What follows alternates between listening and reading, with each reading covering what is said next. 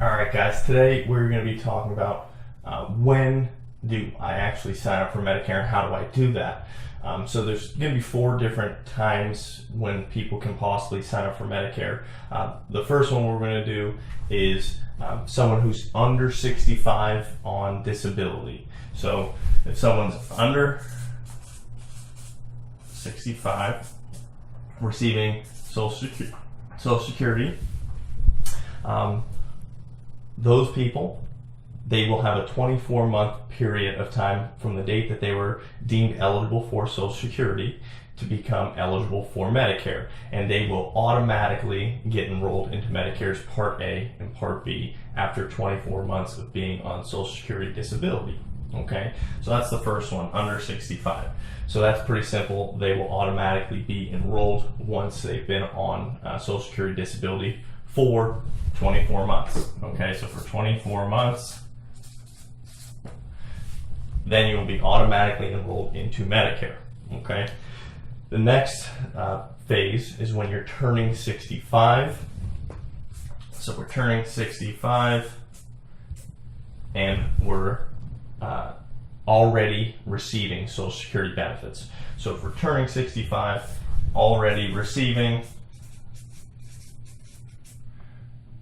Social Security, what will happen is if you're already receiving Social Security benefits prior to age 65, the Social Security Department will automatically enroll you into both Parts A and Part B, which we'll get into later in another section about what Part A and Part B actually are. But for right now, if you're already receiving Social Security benefits and you're under the age of 65, when you do turn 65, you will automatically be enrolled into Medicare Parts A and Part B, and then you have the option to decide to keep your Part B or to not keep your Part B, which in my opinion, depending upon your scenario, but 99% of the time you're probably going to want to keep the Part B, but that'll be another section we'll go into. Okay, the next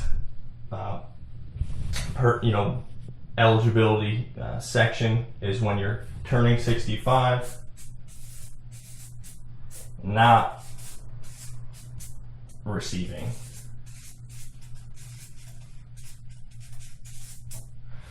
your Social Security. Okay, so if you're not receiving your Social Security benefits when you turn 65, there's some steps that you have to take a little bit differently than to get enrolled into your Part B. So if you're not receiving Social Security benefits, you can then go to either 2 websites. Okay, the first website is very easy. It's just ssa.gov,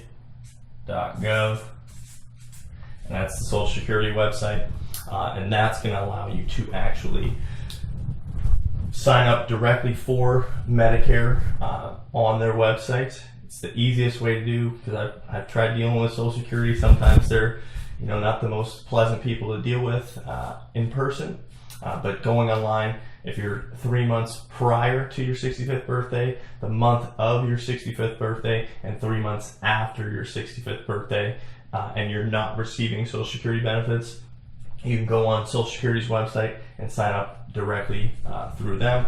You can also go to Medicare's website, which is medicare.gov. It'll bring you to the same place. If you go to medicare.gov, it'll ask you if you would wish to apply for benefits. Going to medicare.gov will allow you to do that, and it'll just bring you directly to Social Security's website. So once you're on Social Security's website, then you have 2 options. Okay, the first option is to choose to pick just Medicare benefits only, so you're not electing to receive your Social Security benefits at that time. So you choose throughout the questionnaire when you're applying for your Social Security benefits, they will ask you, do you wish to apply for just medical only or medical and retirement benefits? So that's your choice, whether you want to start receiving your Social Security or you want to choose just original Medicare. So throughout the application, they will ask you that question. That's an important question, but once that question is answered, it will continue on with the steps. And then if you do decide to choose to pick Social Security benefits and medical benefits, the Part B premium, so your Part B monthly cost, will be automatically deducted from your Social Security, if depending upon whether your income is and all that stuff, which we'll go into another section. But if you're not electing to receive your Social Security benefits, what the Social Security Department does is, because obviously they can't go and take your money from your Social Security because you don't have any Social Security coming in yet, they will send you a bill for the Part B premium, and that will be coming every quarter. So every 3 months you'll get a bill for your Part B premium. Okay, so that is the option that you have when you're turning 65 and you're not receiving Social Security benefits yet. Okay, the next and last option when you're possibly signing up for Part B is when you're over 65. Okay, so when you're over 65, there's a couple options that you have depending upon your situation. So if you're over 65 and you're still employed and you're covered by your employee, then you can actually sign up for Part B at any time. So if you, in my opinion, when you turn 65 and you were still covered by your employer's insurance, you do not have to accept Part B, because you'll basically be double covered and it's not necessary. So when you do decide to either drop your coverage through your employer or planning on retiring, that's when you would want to sign up for your Part B.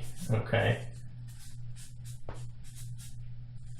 so when you sign up for your Part B, when you are over 65, there's a little bit of a different process. Unfortunately, you cannot go on Social Security's website anymore after age 65 within your 3 months prior, month of your 65th birthday, and 3 months after. You actually have to fill out a physical form, which we will have attached below. There'll be, depending upon which period of time you do it, there'll be the first form, which is the form to actually enroll into Part B. So if you're still employed, you can use that form anytime. With that form, that first enrollment into Part B, it's the Medicare enrollment into Part B form, and then the second form would be the employee coverage determination form, basically stating from your HR department or your employer, whoever may be, it's just a letter stating that you do currently have coverage through your employer, and that's allowing you to use this enrollment period to sign up for Part B. Okay, so that's the second form that you would need to fill out, and it's a physical form that we'll have attached below that you'll be able to fill, so you can bring it to your employee and they can fill that out for you, and then also you'll fill out the Part B enrollment form as well. Okay, so those are the two forms you'll need if you're still working.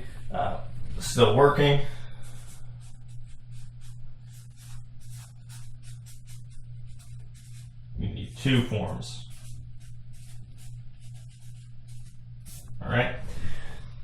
If you decided at 65 that you just didn't want Medicare for some reason, Part B, and you just elected not to pick up Part B, you don't have any other employer coverage, you don't have anything else other than that, other than just original Medicare Part A, which is free, which we'll talk about in another video, but you decided that, okay, hey, it's a few years after my 65th birthday, and now I actually want to sign up for Part B.